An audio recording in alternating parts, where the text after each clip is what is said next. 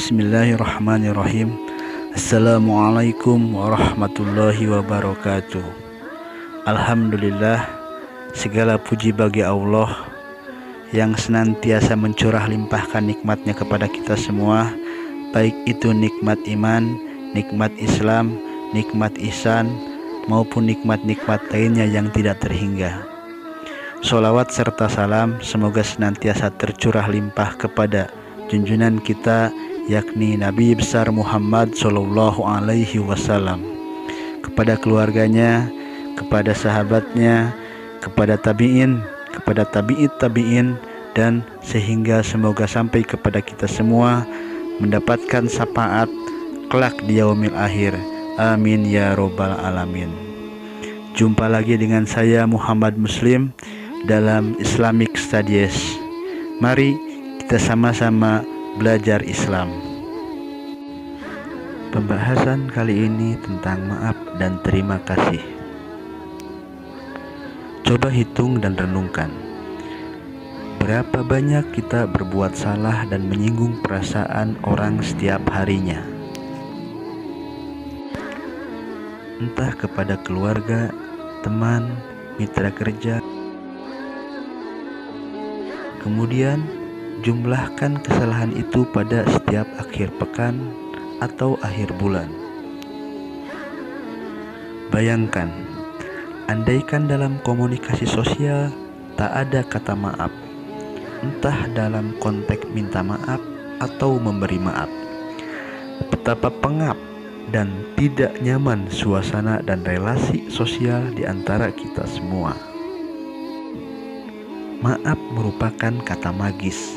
Jika diucapkan sepenuh hati, membuat manusia semakin menjadi manusia.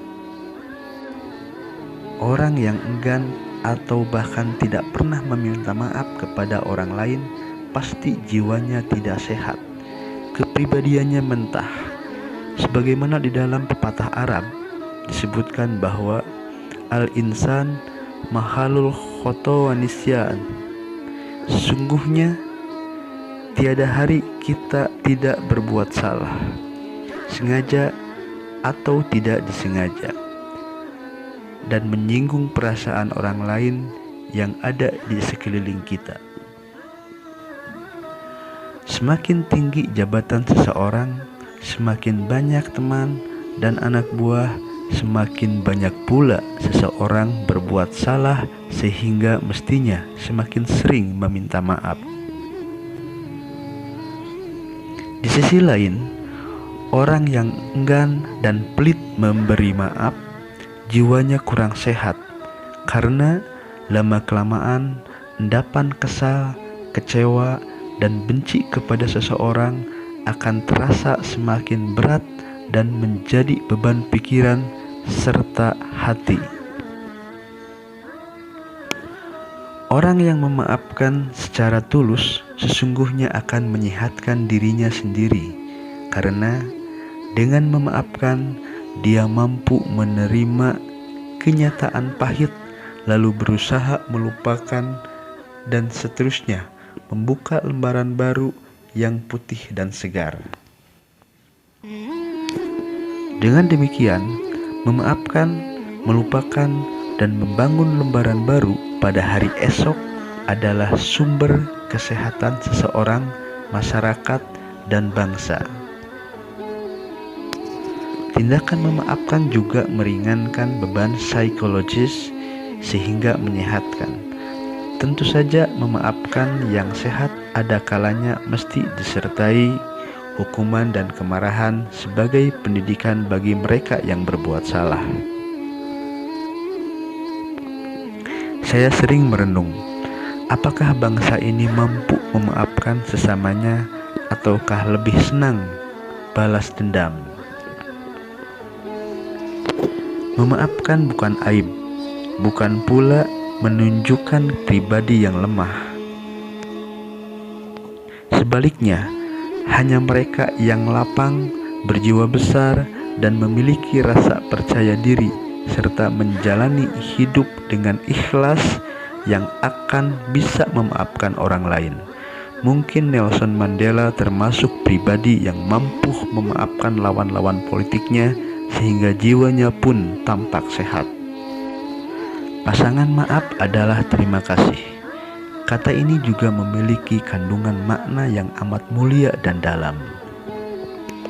Jika kata maaf menyadarkan betapa kita sering berbuat salah dan menyakiti orang lain, kata terima kasih mengingatkan betapa banyak setiap harinya seseorang menerima kebaikan hati dan pertolongan orang lain. Kita tidak bisa hidup tanpa bantuan dan kebaikan hati orang lain. Semakin tinggi jabatan seseorang, semakin banyak memerlukan bantuan orang lain, sehingga mestinya semakin banyak pula menyampaikan rasa terima kasih kepada teman-teman atau keluarga yang telah memberi pertolongan. Menarik direnungkan, apapun pemberian orang dijawab dengan ungkapan terima kasih. Entah pemberian itu berupa tenaga, materi, moral, dan bentuk apapun lainnya. Semuanya dijawab dengan kata terima kasih, tanpa menyebut materi yang diberikan. Apa makna dan rahasia di balik ini semua? Maksudnya, dalam relasi sosial kita mesti berbagi cinta kasih. Karena dorongan kasih itulah kita tergerak membantu orang lain sesuai dengan konteks dan kemampuan. Jadi, adalah rasa kasih yang mendorong kita menolong orang lain, sehingga yang menerima akan merasakan dan menjawab dengan kata terima kasih. Tanpa rasa cinta kasih, perbuatan kita kehilangan makna dan efek positifnya menguap. Jalinan cinta kasih di antara kita yang terdalam adalah jika energi dan relasi kasih itu merupakan pancaran kasih sayang Allah Subhanahu wa Ta'ala.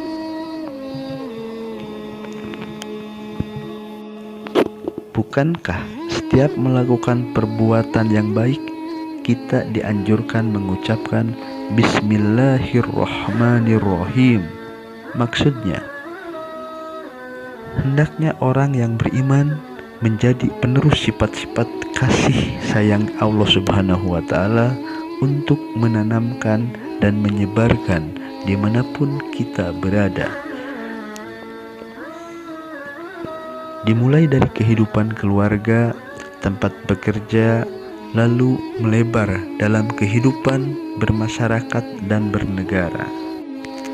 Apakah kehidupan bangsa ini sedang diterpa krisis nilai dan kejiwaan? Enggan saling memaafkan dan berterima kasih secara tulus? Tanpa kedua nilai sikap itu, betapapun melimpahnya sumber alam Indonesia tidak akan mendatangkan kedamaian. Betapapun kaya, pintar, dan tampan serta cantiknya pasangan suami istri, kalau masing-masing egois, enggan saling memaafkan dan berterima kasih, pertengkaran yang akan terjadi. Dari segi ajaran dan nilai, para penceramah di masjid selalu menekankan agar kita saling memaafkan dan berterima kasih. Kalau saja nilai dan sikap ini dihayati dan dipraktikkan, dimulai dari lingkungan dan komunitas terdekat, pasti akan tercipta suasana yang damai, nyaman, dan kondusif untuk berprestasi. Sebaliknya, kebencian dan perasaan tidak dihargai akan membuat suasana tidak produktif, bahkan cenderung saling menjegal. Maaf dan terima kasih yang disampaikan secara tulus akan membuka katup-katup penghubung empati dan simpati di antara kita yang sudah tertutup. Energi maaf dan terima kasih akan memperlebar saluran sambung rasa positif yang semula menyempit. Akan tetapi, akan lebih terasa kalau ekspresi maaf dan terima kasih diperkuat tatapan mata simpati, senyum apresiasi, dan jabat tangan persahabatan. Terjadilah pergeseran dari rasa keakuan menjadi kekamian dan kekitaan. Energi semacam inilah yang mesti kita sebarkan di Indonesia saat ini. Sebagai umat yang beriman, ditambah lagi melihat kondisi bangsa yang berjalan tertatih-tatih di tengah pandemi COVID-19 ini, sungguh tidak layak dan hanya merugi memelihara sikap saling membenci, memfitnah, dan menjatuhkan pesaingnya setiap ada peluang untuk berebut kursi kekuasaan, baik sebagai bupati, gubernur, maupun presiden. Persaingan dan kompetisi itu perlu, bahkan suatu keharusan. Namun, sudah seharusnya kita membuat kompetisi itu indah dan meriah. Bagaikan festival permainan sepak bola Eropa yang kita nikmati. Siapapun yang menang mesti berterima kasih kepada yang kalah, karena tanpa lawan tanding tak akan ada sang juara. Masing-masing saling memuji dan bersikap sportif di depan publik dan wasit. Sekian, wallahu muwaffiq ila aqwamit thoriq. Wassalamualaikum warahmatullahi wabarakatuh.